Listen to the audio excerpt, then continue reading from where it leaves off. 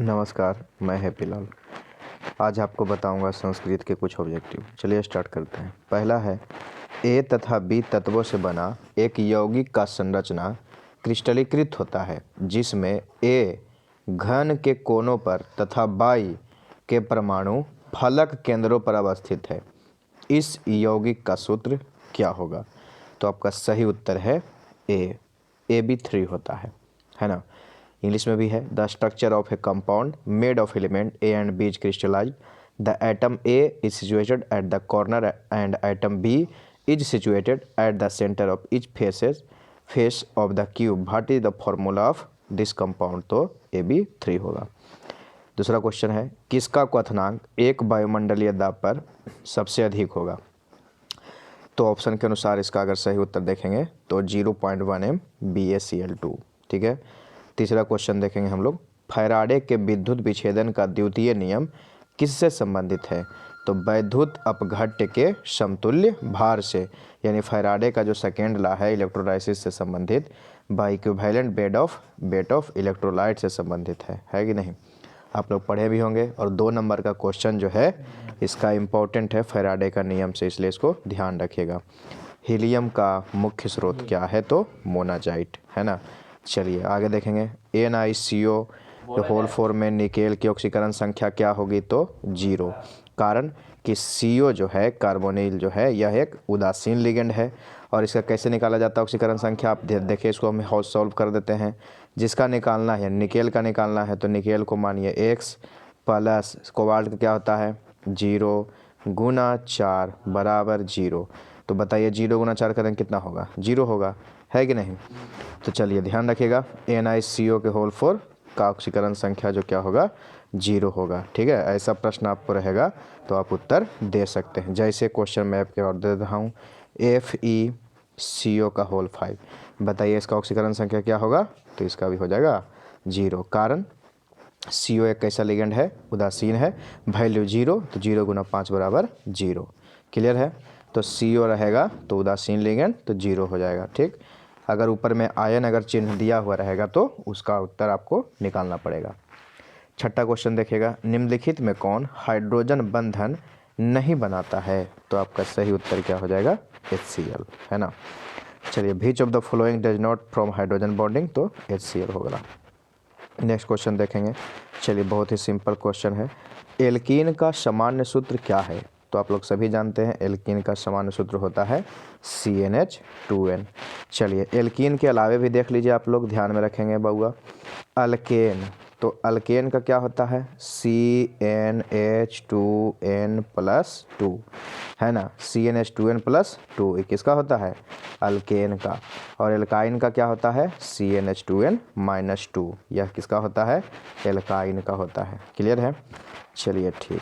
दूसरा देखेंगे, 8वां क्वेश्चन, इनमें से किस में आइसोप्रीन इकाई है? यानी आइसोप्रीन जो है मोनोमर का कार्य कर रहा है, तो किस में आइसोप्रीन मोनोमर होता है? बताइए। तो आपका सही उत्तर क्या हो जाएगा? प्राकृतिक रबर। नेचुरल रबर जो है उसका मोनोमर क्या होता है? आइसोप्रीन होता है। पक्का याद है? ठीक है। नेक्स्ट क्वेश्चन देखेंगे, कैल्शियम फॉर्मेट का श्रवण करने पर क्या प्राप्त होता है? तो फॉर्मल्डिहाइड प्राप्त होता है। जब कैल्शियम फॉर्मेट को श्रवण किया जाता है तो फॉर्मल्डिहाइड प्राप्त होता है। ठीक ना। यह आपको इस प्रकार से भी लघुत्तरीय में आता है, क्या होता है जब। ठीक है, चलिए ध्यान रखेंगे। नेक्स्ट क्वेश्चन देखेंगे, किसी प्रतिक्रिया के लिए दर स्थिरांक का इकाई मोल प्रति लीटर प्रति सेकेंड है, प्रतिक्रिया की कोटि क्या होगी? तो देखिए, थोड़ा सा सवाल को घुमाया, ठीक ना, यानी कि mole litre inverse second inverse आपका दिया हुआ है, तो बताइए किस कोटि का होता है। ऐसे पूछता था आपका कि किसका मात्रक होता है, लेकिन मात्रक आपको दे दिया है, तो सही उत्तर क्या होगा? 0, शून्य कोटि है ना। प्रथम कोटि का क्या होता है? सेकंड इनवर्स होता है। प्रथम कोटि का क्या होता है? Second inverse. ठीक ना। और इसका क्या होता है? शून्य कोटि क्या होता है? Mole litre inverse second inverse. Next question देखेंगे, सेल प्रतिक्रिया स्वतः होती है जब डेल्टा जी जीरो क्या होता है? जी0 डेल्टा जी क्या होता है? ऋणात्मक होता है। ठीक ना। चलिए आगे क्वेश्चन देखेंगे, 12वां क्वेश्चन, कोहरा कौन सा कोलाइडल सिस्टम है, यानी फॉग जो है वह कैसा कोलाइडल सिस्टम है, तो आपका क्या हो जाता है, द्रव का गैस में। ठीक है, नेक्स्ट देखेंगे इनमें से कौन प्रतिचुंबकीय है, CO+2 Na+2 Co+2, तो Zn+2 जो है प्रतिचुंबकीय के जैसा व्यवहार करता है। ठीक ना, आप निकाल भी सकते हैं। देखेंगे इलेक्ट्रॉन किसमें पूरा का पूरा फुलफिल कर जोड़ा लगता हुआ है। अगर अयुग्मित इलेक्ट्रॉन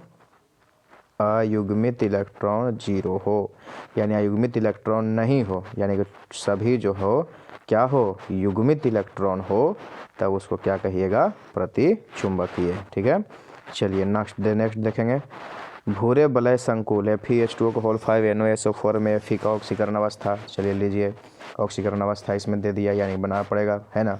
तो चलिए बना करके आप लोग सॉल्व करेंगे, तो जो बनाने के बाद इसका सही उत्तर +1 आ जाएगा। ठीक है, चलिए आगे देखेंगे अमोनिया को शुष्क किया जाता है। तो अमोनिया को कैसे शुष्क किया जाएगा भाई, तो अमोनिया को शुष्क किया जाता है शांत H2SO4। नेक्स्ट विटामिन सी है। अब विटामिन सी को क्या कहते हैं, तो विटामिन सी को कहा जाता है एस्कॉर्बिक एसिड। क्या कहते हैं, एस्कॉर्बिक एसिड कहते हैं। नेक्स्ट देखेंगे 1 डिग्री 2 डिग्री तथा 3 डिग्री अल्कोहल के बीच अंतर दिखाया जाता है ऑक्सीकरण विधि के द्वारा, लूकस टेस्ट के द्वारा, विक्टर मेयर परीक्षण द्वारा, या सभी द्वारा, तो सभी द्वारा, है ना। ऑल ऑफ दिस, इन तीनों से इसके बीच में डिफरेंस हम लोग कर सकते हैं। 18 में देखेंगे निम्न में कौन सबसे अधिक क्षारीय है, तो CH3 × NH। नेक्स्ट देखेंगे सोडियम सल्फेट का जलीय घोल में अक्रिय इलेक्ट्रोड का उपयोग कर विद्युत विच्छेदन किया जाता है, तो कैथोड पर एवं एनोड पर क्या प्राप्त होता है, यानी दोनों का पूछ दिया, कैथोड और एनोड दोनों पर। तो तोड़ के देखेंगे तो H2 और O2 आ जाएगा। ठीक है, चलिए किसी प्रतिक्रिया का अर्थ जीवन काल अभिकारक के आरंभिक सांद्रण के व्युत्क्रमानुपाती होता है, तो रिएक्शन का कोटि जो है, प्रतिक्रिया का कोटि क्या होगा, ऑर्डर ऑफ रिएक्शन इसमें बताना है, तो आपका क्या हो जाएगा, 2 हो जाएगा, है कि नहीं। चलिए नेक्स्ट कौन एंजाइम ग्लूकोज को अल्कोहल में परिवर्तित करता है, कौन से एंजाइम जो है ग्लूकोज को अल्कोहल में कन्वर्ट कर देता है, आप लोग पढ़े हैं भैया, 10th में पढ़े हैं, है कि नहीं। तो क्या हो जाता है, जाइमेज। चलिए क्लियर है। अगला बेंजीन में सिंगल बॉन्ड NH2 समूह है।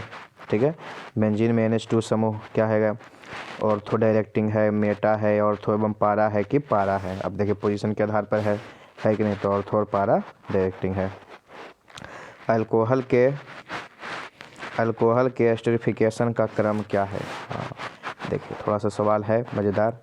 अल्कोहल के एस्टरिफिकेशन का क्रम क्या है, तो इसका उत्तर सही उत्तर जो है B 1 डिग्री 2 डिग्री और 3 डिग्री। लेकिन कौन 1 डिग्री बड़ा है किससे, 2 डिग्री से, उससे 3 डिग्री। क्रम है पहले प्राइमरी, फिर सेकेंडरी, फिर टर्शियरी। चलिए उसके बाद देखिए सामान्य ताप एवं दाब पर किसी गैस के 1 मोल का आयतन क्या होता है, तो 22.4 लीटर। याद रखिएगा NTP पर क्या होता है, 22.4 लीटर। बताइए एवोगाड्रो संख्या क्या होता है, इसी संबंधित एक सवाल हम आपसे और पूछ दिए, एवोगाड्रो संख्या तो क्या होगा 6.023 × 10⁻23। क्लियर है, याद तो होगा ही, ऐसा हमको विश्वास है। चलिए कोई बात नहीं, नेक्स्ट देखते हैं। नेक्स्ट देखिएगा कौन ताप द्वारा प्रवाहित नहीं होता है। अच्छा प्रवाहित नहीं, प्रभावित यहाँ पर होगा। अफेक्टेड मतलब क्या होता है, प्रभावित। तो कौन ताप के द्वारा प्रभावित नहीं होता है, तो जो मोललता होता है वह ताप के द्वारा प्रभावित नहीं होता है। क्लियर।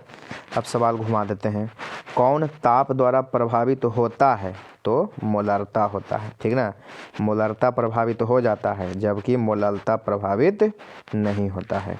क्लियर। नेक्स्ट देखेंगे आयरन के निष्कर्षण में उत्पन्न धातुमल है, तो आयरन के निष्कर्षण में कौन सा धातुमल उत्पन्न होता है, CaSiO3 कैल्शियम सिलिकेट। क्लियर। चलिए नेक्स्ट देखेंगे लैंथेनाइड संकुचन का अर्थ क्या है, तो लैंथेनाइड संकुचन का अर्थ है कि आयनिक त्रिज्या में कमी। Option number C. चलिए बहुत हो गया। अगर मेरे आप चैनल पर नए आए हों तो ज़रा सब्सक्राइब कर लीजिए, और वीडियो अच्छा लग रहा हो तो लाइक कर लीजिए और दोस्तों के बीच भी शेयर कर दीजिए। और आपसे एक बात और कि आपको हिंदी है ना लेखक कैसे याद किया जाता है, अभी बहुत सारे बच्चों ने उसको देखा भी है, कमेंट भी किया, हाँ सर बहुत अच्छा लगा। आप अगर अभी नहीं देख पाए हैं तो उसको ज़रूर देखिए, लेखक कैसे याद करेंगे। 5 नंबर उससे आपको प्रश्न रहता है ना। एकदम ट्रिक की सहायता से बताया गया है, आप उसको आसानी से देख लीजिए और याद कर लीजिए। ठीक है, चलिए लास्ट 28वां नंबर देखते हैं। ईथर की उपस्थिति में अल्काइल हैलाइड तथा सोडियम धातु के बीच प्रतिक्रिया होती है, तो कौन सी रिएक्शन कहलाएगा? तो ऊर्ज रिएक्शन कहलाता है। ठीक ना। देखिए ऊर्ज रिएक्शन डायरेक्ट आपको ऑब्जेक्टिव आ गया, लेकिन आपको 2 नंबर का भी आता है। ठीक ना, अगर 2 या 3 दे दिया तो आपका 5 नंबर का दे देगा। क्लियर। चलिए आज के लिए इतना ही, बहुत बहुत धन्यवाद।